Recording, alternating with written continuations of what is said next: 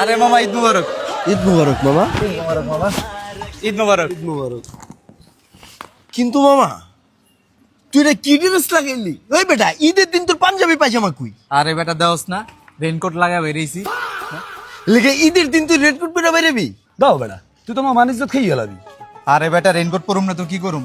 ওয়েদারের অবস্থা দেখছস, মাঝে মাঝে সাথে বেশি রূপ চেঞ্জ হয়। হঠাৎ বৃষ্টি, হঠাৎ রোদ, কখনো বৃষ্টি বুষ্টি নেই যায় বুঝছ নাই, পরে পাঞ্জাবি পুঞ্জাবি পরে বাইরামু সবকিছু ভিজবো। দাও বেটা, তুই কি মস্করা করো নাকি তুই ঈদের শপিংই করো? আরে বেটা শপিং করি নাই মানে 24,000 টাকার শপিং করছি। চাঁদরাইতের দিন যায়া শপিং এর সব জামা কাপড় ফেরত দিয়া ওই টাকা দিয়ে একটা রেইনকোট লিয়ে আইছি। দেহস না কি করছে? এই বেটা তোর তো মানুষ পাগল কইব, তুই ঈদের দিন রেড কোট পরে ঘুরতাছিস। আরে বেটা তোরা কি বুঝবি, ওয়েদারের যে অবস্থা নাই কোনো ব্যবস্থা। হঠাৎ করে যদি বৃষ্টি পড়া যায় তখন তো তোরা ঘরের ভিতরে এমনি বয়ে থাকবি, বাইরে যেতে পারবি না।